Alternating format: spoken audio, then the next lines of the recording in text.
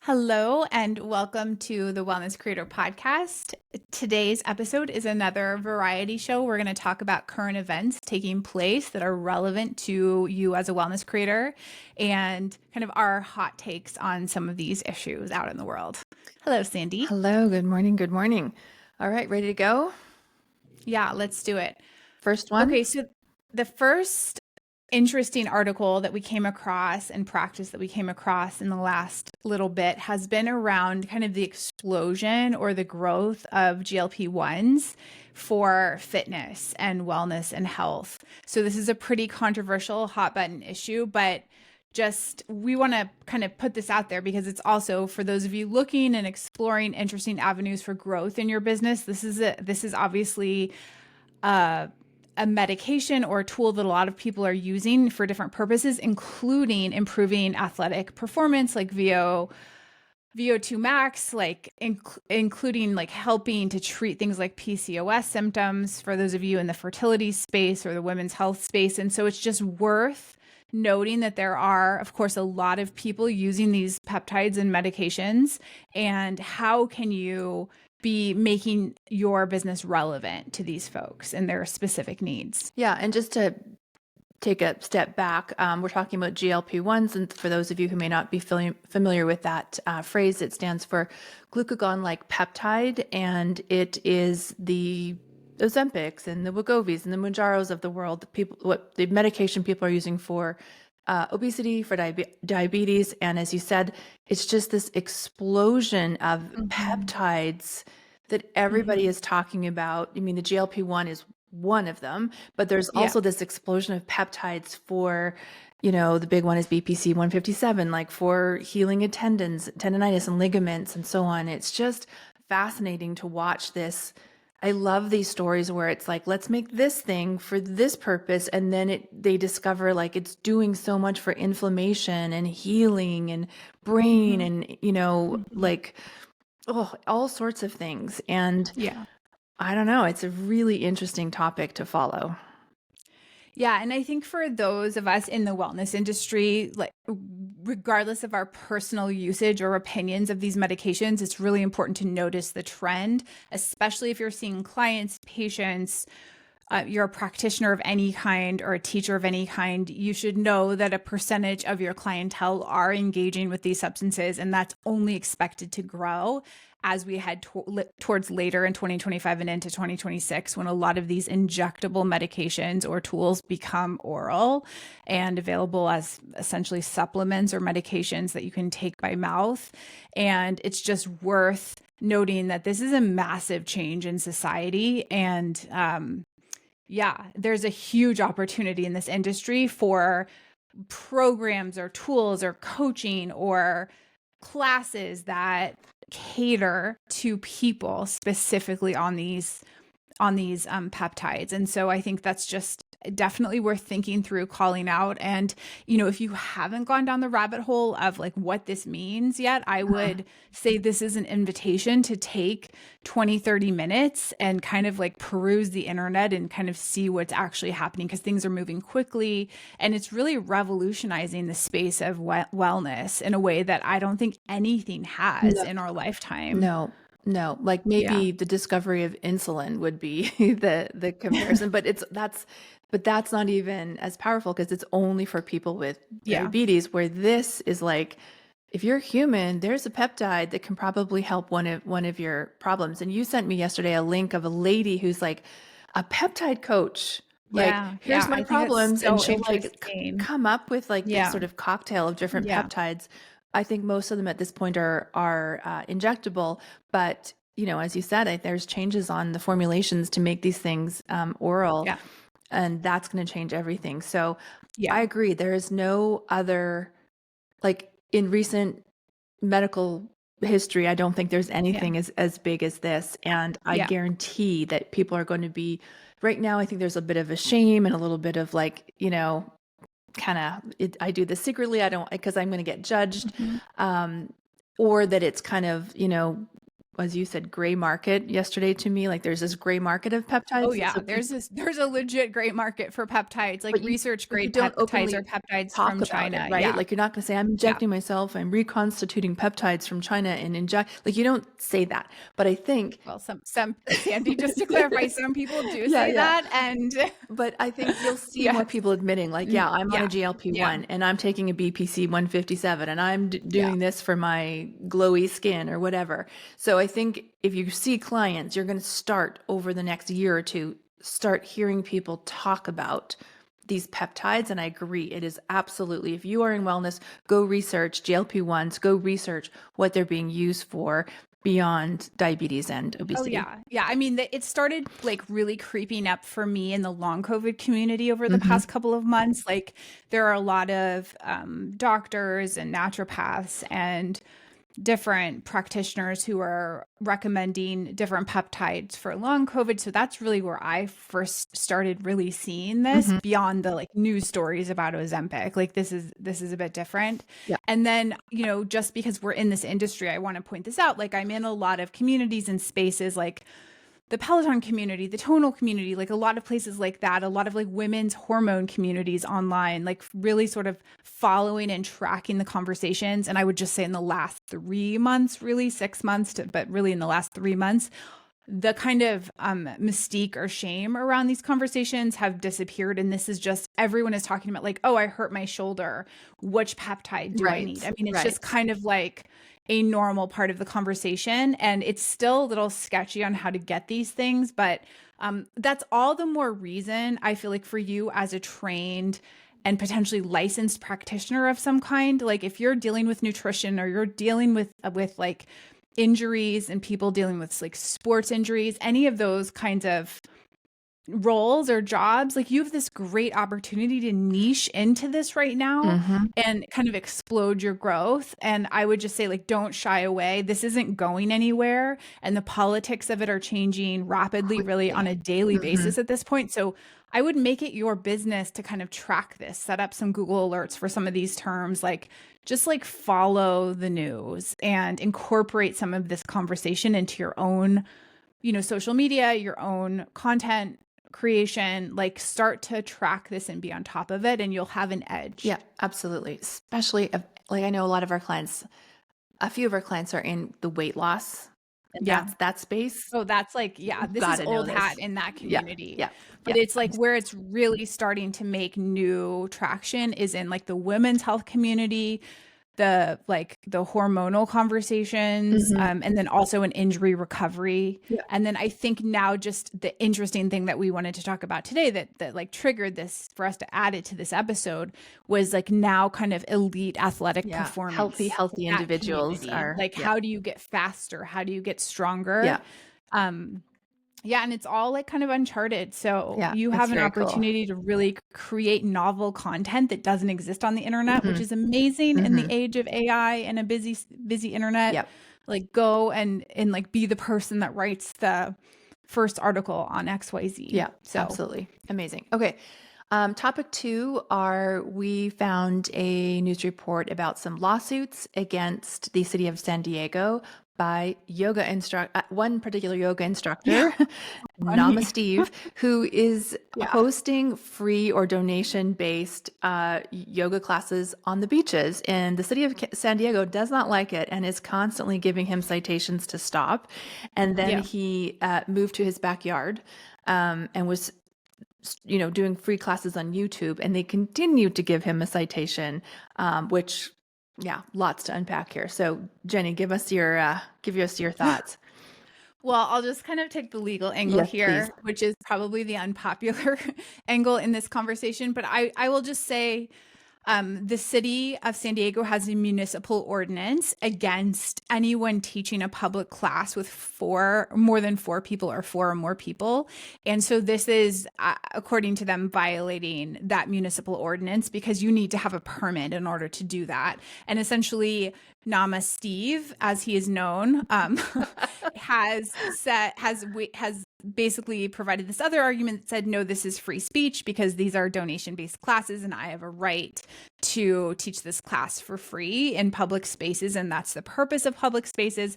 He's taken this argument to court and lost, and now he said he's going to appeal this, I guess, to the Ninth Circuit.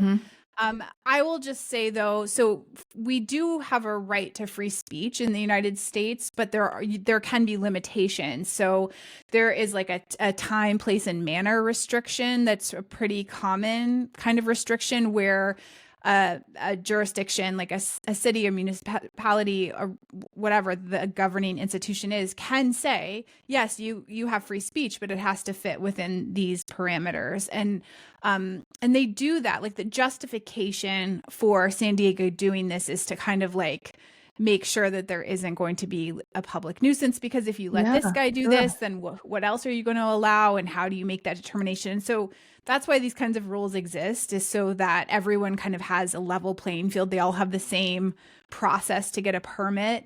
I think, you know, for the yoga community in San Diego that's like very outspoken on this issue, I totally empathize. I think it's a lovely idea to have a free yoga class on the beach, and there's no shame in wanting to do that. But I would just push all of you or to consider, you know, really working to change that ordinance at the city level, which you can, you know, use ChatGPT to figure out how to best do that. But it's essentially, you're going to like lobby your city council and then follow their process on how to change that ordinance and really build public support for that.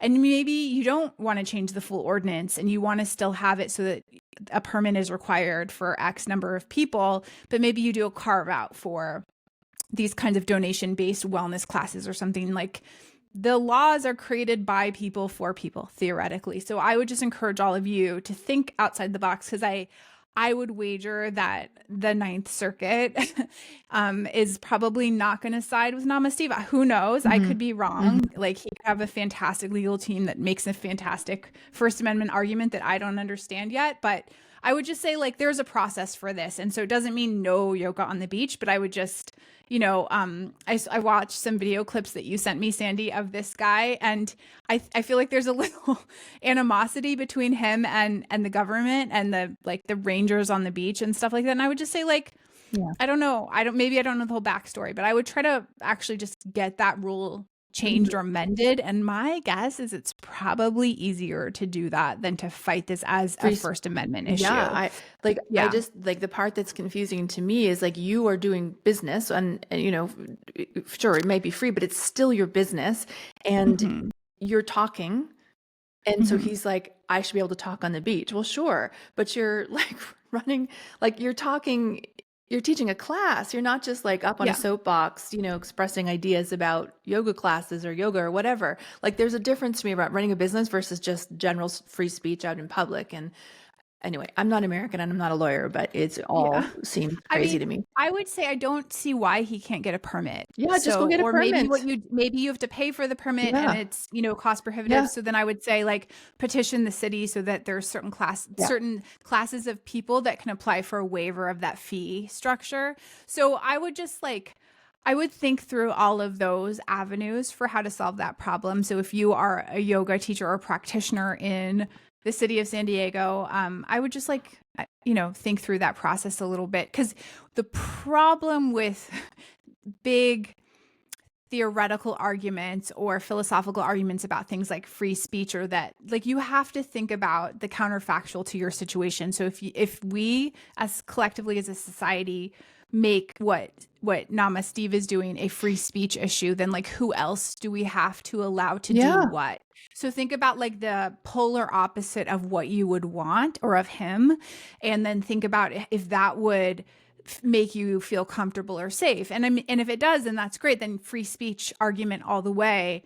But I think that, like, this is where the law is tricky, because whenever there's a lawsuit, like, you can theoretically see both sides. And so there's like, you just want to think about the other side. That's all. That's all that I want to say on that. And I'm all for yoga on the beach. I would just say, you know, maybe change the permit process. That would be my Or go get a recommendation. permit. But again, I don't have all the facts. Yeah. I just read I know. like 2 news stories. Yeah. But it's interesting to see this, and that's an interesting piece of news because of the fact, like, there is such a compelling community need for this. Like, there's such an outspoken desire for this kind of thing. Like, that's also from, we're all about helping people in their businesses. Like, he's also getting a ton of publicity by Yeah, doing that's this. what I Like, thought too. Yeah.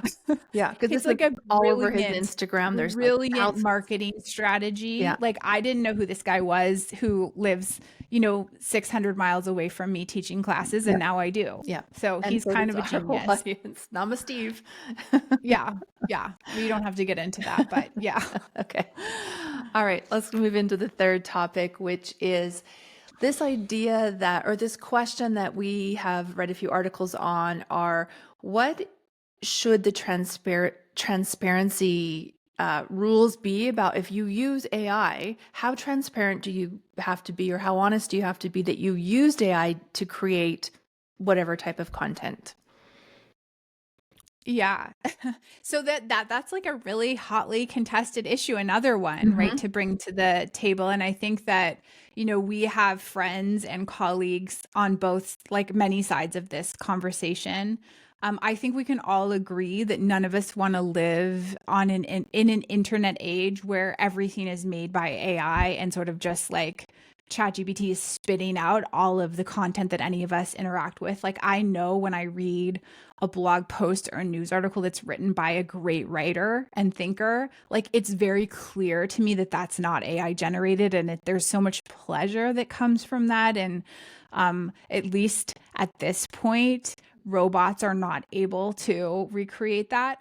On the other hand, there are systems and tools that you can use that you and I have created, Sandy, and you've really taken the leadership role in this, and sort of like plugging in your own body of work into an AI agentic tool, where essentially that AI tool functions as like another version of you, and it's pretty damn close. And so I think that that's, we're not professional journalists or writers. And so if it's about communicating a message or an idea and the tool can do it 95% as good as the person in many cases, I don't see any ethical issue with that. But I'm curious to see if you agree. Yeah, I think I like to think of it as like I think with AI, like I use these tools to kind of organize thoughts and to do research like we did for this podcast, and I don't think there's any problem with that. I don't want, honestly, I don't want to be like, hey, this was created with AI. I don't, like, to me, it's like back in whenever calculators were created and someone has to say, hey, I did this math with my calculator. Like, and and if it's really like, if you're not using AI in a smart way, it's going to be very obvious to your audience that it's just the AI slop, like just first version, not really trying free version of ChatGPT or whatever. And it's like, yeah, you're going to lose your audience. So I think I like the idea of like researching and thinking with it and like getting it to be accurate in our voice and tone. And I still am the boss of it. I'm still the one who has the creative leadership and the making sure the points are accurate and so on. I mean, the article that we got this idea from even mentioned like, because this is sort of an argument on, or a discussion on Substack, that they're pushing the owners of Substack to make it mandatory that you have to announce like, this is written with AI, even to the point of like, I did my research with AI. Yeah. And that to me is like, no, like, what? No. I know you have. I agree. That goes way too far. And I think, to me, this is like the common sense test. It's like, if you're phoning it in and you're letting AI write something for you, like without you really playing a hand in editing it or contributing to like creating the model or not the model, but really the agent that the tool is using, then I mean, obviously your audience can tell, Google can certainly tell, like the search algorithms can tell that you're phoning it in. I wouldn't be opposed to people like just saying that. So I know I'm not going to waste my time reading that thing unless it's like a tutorial, in which case I don't care if it's written by AI. But I don't think there should be a requirement. I mean, I think No. that this is part of like the test is like, it's like the taste test, right? Like I get to decide as the consumer of the content if Do I this is like good this? enough for me. And the way that the answer is like, do I keep reading it? Yeah. Like, I guess that's where we're at with this. Like, I don't think there's any going back on this AI stuff. So like basically everything you see has some, moving forward has like some AI contribution, whether it's research, brainstorming, outlining, whatever, Yeah. like editing, like I think that this article even talked about the use of Grammarly, like if you're using an AI word processing editor tool. And I just want to say I'm going to do a pause. I want to do an interjection here. We used to pay, I think as a company, for Grammarly for like everyone on the team, Sandy, and it pissed me off because I mean, I liked that it caught spelling mistakes, or whatever. I forgot to finish a word or something, a sentence, but it fundamentally did change the way that I wrote. Like it stopped my natural, like it wanted to always like edit my natural writing style, which pissed me off. So I'm glad we've stopped paying for that. But again, like this is a taste issue. Like I don't feel like someone should have to disclose in an email response to me that they used Grammarly. Like, I don't care. No. I mean, your email is not going to sound as much like, you as an eccentric individual, perhaps, but like, I don't really care. Yeah. I've heard so many people criticize Grammarly that it just like flattens your tone. Yeah. Like you can't do anything fun because it like turns it into the most boring of sentences. But also like, and I guess I'm, again, we're not professional journalists, but like in business writing, like I need to think about the reader, and they're not going to care if I used AI or not, if I'm solving a problem or saying what they need to hear or are entertaining them or educating them or whatever it may be. They don't care. Like I don't care on Substack if some of the people that I read all the time and follow, I don't care if they read. It doesn't matter to me that they used AI because if the content is good enough, however you get there, I don't care. You've given me content. I've chosen to read it. It is worth my time to read it. That's what matters. That's the point. That's the bigger point. Do I need to tell you that I handwrite my notes first and then I do this and then I do that and this is my process to get to know? Disclose my thinking process. Yeah. I consulted my astrology before I decided what to podcast about. Right. Don't care. Yeah. Well, kind of care. Yeah. Kind of interesting. Which astrology apps did I consult this morning? Before I So, showed up for work. I don't know. I think it's just such a new technology, and it's so interesting to see how people are reacting to it. And I do think that this attitude is coming from the professional writers. Writing. Right? Like I get that. Yes. Like that is scary. I also listened to a great podcast with David Perel, and he's I'm glad you brought him up. Yeah, I almost forgot, but he's talked to he ran a really extremely financially successful writing school, and he shut it down because of AI. But he's got a really great podcast called How I Write, and he's interviewed a number of professional writers like novelists, and it is fascinating to see. And he like gets them to talk about, he asks them the exact process and now how they write. Now there's this sort of weaving in of AI in there, and you know what, I think it's only going to make things better, like the way that they can use it for editing, yes, but even just the story development in the history and all the research part. Oh, it's so exciting, really. Yeah, no, and I mean, I believe on X, he made a post, and he may have said this in what you listened to also, where he said AI is at the place where it can write better than 85% of his students. Yeah, something like that. And I think that's like, that doesn't mean, okay, we all give up and we don't write. Like, I think it's kind of like this great opportunity then. So how do I stand out? How am I in that 15%, or how do I use AI to my advantage to make my writing even better? And I want to go back to this point about creating our own kind of like agent of us, like writing agent, because I think that's the other piece. And we can have a whole other conversation about this at some point. I think we've teased this before, like, because we've put so much work in terms of podcasts, in terms of blogs, in terms of emails, like in terms of website copy. We've created so much over the last decade that we can take that, put it into an AI tool, and really have the tool understand our collective voice, the voice of the two of us, to a point where it's like shocking. Like I can't always tell the difference if you wrote something or if our agent wrote it. And obviously you're then editing anything that the agent creates. Like you're feeding it the inputs, you're letting it spit out the rough draft, which is better than a shitty rough draft that either of us could make. And then you're still editing it, checking it for accuracy and tone. And I think that that's just using a tool effectively.